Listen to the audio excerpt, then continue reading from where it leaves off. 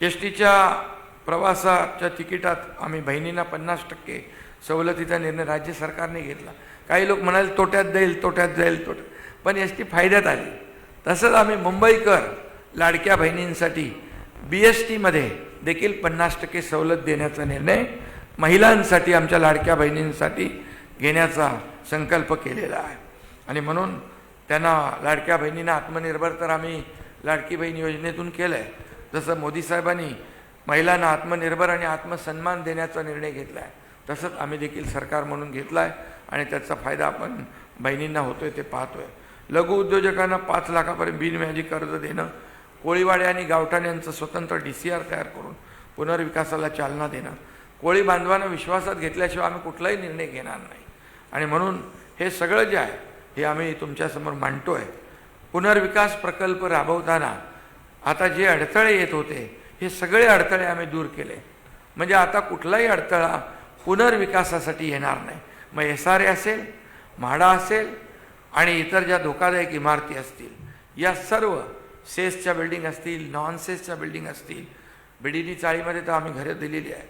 आणि त्यामुळे पुनर्विकास म्हणजे धोकादायक इमारती पडून लोकांचे जीव जात होते ते बिलकुल आमच्या या वचननाम्यामध्ये आहे की हे सर्व पुनर्विकासाचा मार्ग मोकळा करण्यासाठी सरकारने युनिफाईड DCPRमध्ये निर्णय घेतला आहे। आम्ही परवा विधानसभेच्या अधिवेशनामध्ये निर्णय घेतला आहे, अटी शिथिल केल्या, नियम शिथिल केलेले आहेत आणि त्यामुळे त्याचा फायदा होईल।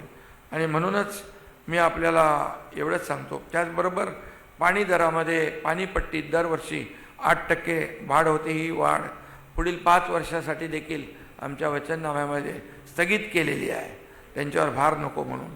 आणि म्हणून मला एवढंच सांगायचं आहे, मुख्यमंत्री महोदयांनी देखील यापूर्वी देखील सांगितलं, ते आम्ही वचननाम्यात याच्यात आहे की मुंबईतलं प्रदूषणमुक्त मुंबई करण्यासाठी 17,000 कोटी रुपये खर्च करून पर्यावरण संवर्धन करणं हे देखील आम्ही या ठिकाणी केलं।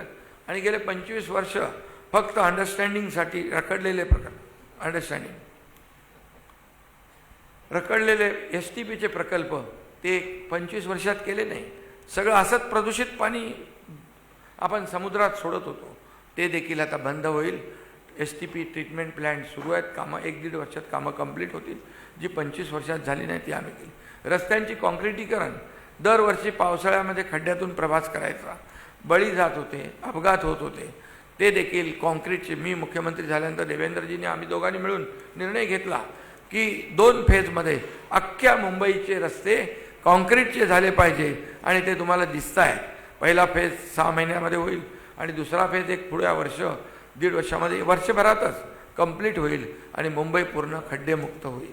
आणि बाकी खूप आम्ही त्याच्यामध्ये वचननाम्यामध्ये जे काही मुंबईकरांसाठी आवश्यक आहे ते या मांडलेलं आहे।